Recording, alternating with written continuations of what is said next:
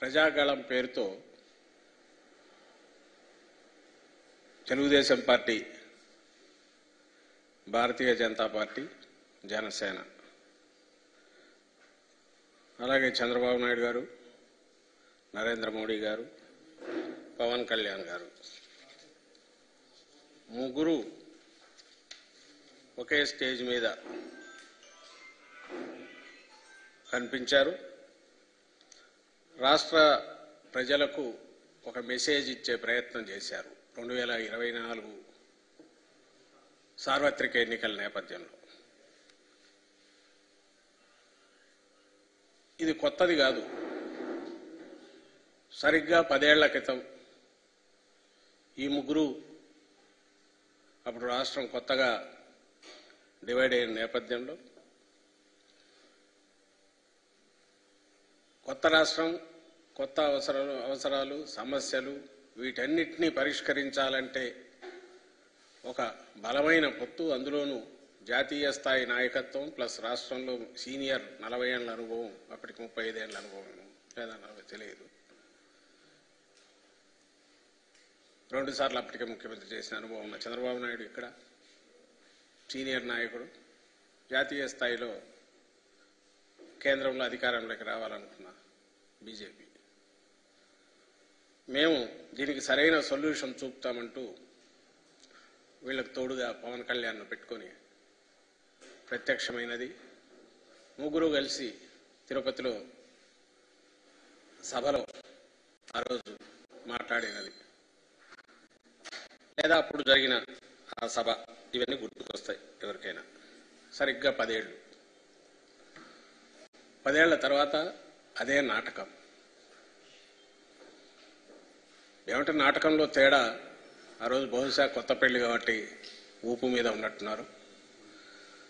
ఈసారి కొంచెం వెళ్ళే మొత్తం డీలాగా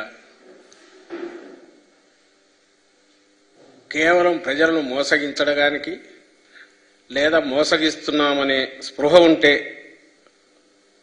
మొహంలో కనపడే ఇది కానీ, ఒక గిల్ట్ కానీ, అలాంటివి ఏదో ఛాయామతంగా కనపడినట్టుంది. ఈ సభలోకి వచ్చేసరికి ఆ రోజు ఉన్నంత ఉత్సాహం లేదు, ఆ ఊపు లేదు, ఉండే అవకాశము లేదు. నాటకం అని ఎందుకన్నామంటే, పొత్తులు పెట్టుకోవడం కొత్త కాదు. సరే, ఎన్నికల్లో పెట్టుకుంటుంటారు. చంద్రబాబు నాయుడుకి అయితే అసలు కొత్త కాదు. ఆయన పెట్టుకోకుండా ఎప్పుడు రాడు. పెట్టుకున్నా కూడా ఫెయిల్ అయిన సందర్భాలు ఉన్నాయి. పెట్టుకోకపోతే అసలు ఊసులో లేకుండా పోయిన సందర్భాలు ఉన్నాయి. మొత్తం ఎక్కువ అవే ఉన్నాయి.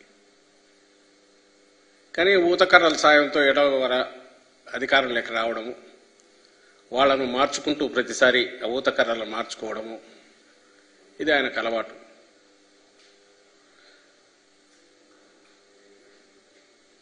అలాగే ఎన్నికలు వచ్చినప్పుడు పొత్తులు పెట్టుకోవడము, ఆ ఫ్రంట్ కానీ ఆ కూటమి కానీ ఏదైనా హామీలు ఇచ్చి ఆ హామీలతో ప్రజలను ఆకట్టుకోవడానికి, ఓటర్లను ఆకట్టుకోవడానికి ప్రయత్నం చేయడం కూడా సహజమే. కాబట్టి 2014లో వీళ్ళు కలవడాన్ని ఎవరు తప్పు పట్టట్లా. కానీ వచ్చిన తర్వాత, అధికారం ప్రజలు అప్పగించిన తర్వాత, ఆ కారణాల వల్లనో డిఫరెంట్ వేరియస్ కొత్త వీటి వల్లనో మేము ఆ రోజు పోటీలో ఉన్నాం. వీళ్ళందరూ కలిసిన కేవలం 1% ఓట్ల తేడాతో అధికారంలోకి వాళ్ళు వచ్చారు. ప్రతిపక్షంలో కూర్చున్న వైఎస్ఆర్ కాంగ్రెస్ పార్టీ. నాటకమని ఎందుకు అనుకుంటున్నామంటే, ఆ రోజు ఏవైతే హామీలు ఇచ్చారో ప్రత్యేక హోదాతో సహా, ఇవన్నీ కూడా తర్వాత ఏమయ్యాయి. అలాగే ఆ కూటమి అధికారంలోకి వచ్చాక ఇక్కడ బీజేపీ వాళ్ళు పార్టిసిపేట్ చేశారు కేబినెట్లో, మంత్రివర్గంలో. కేంద్రంలో చంద్రబాబు నాయుడు గారి పార్టీ, తెలుగుదేశం పార్టీ ఎంపీలు వాళ్ళను అక్కడ కేబినెట్లో భాగస్వామ్యం తీసుకున్నారు. సో ఇది నిజమైన కూటమి లాగే నడిచింది. అలాంటి వాళ్ళు ఇచ్చిన హామీలు ఏమాత్రం అమలు చేశారు.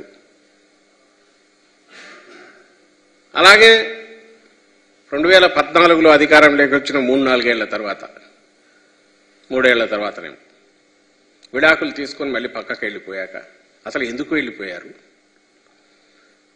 అలాగే 2019లో సరే ఆ విడిపోయిన తర్వాత ఎన్నికల వరకు ఆల్మోస్ట్ బండబూతుల్లాగే తిట్టుకున్నారు. పవన్ కళ్యాణ్ కేంద్రం వాళ్ళేదో పాచిపోయినారని ఆయన అన్నాడు. ఇంకా చంద్రబాబు నాయుడు అయితే మోడీని పూర్తి వ్యక్తిత్వ హననానికి అంటే పాలిటిక్స్లో దిగజారుడు ధనానికి అంటే దాంట్లోనే ఈయన ఆరితేరిన వ్యక్తి చంద్రబాబు నాయుడు. క్యారెక్టర్ అసాసినేషన్లో ఆయన కానీ ఆయన సపోర్ట్ చేసే మీడియా కానీ ఆ ముఠా మొత్తం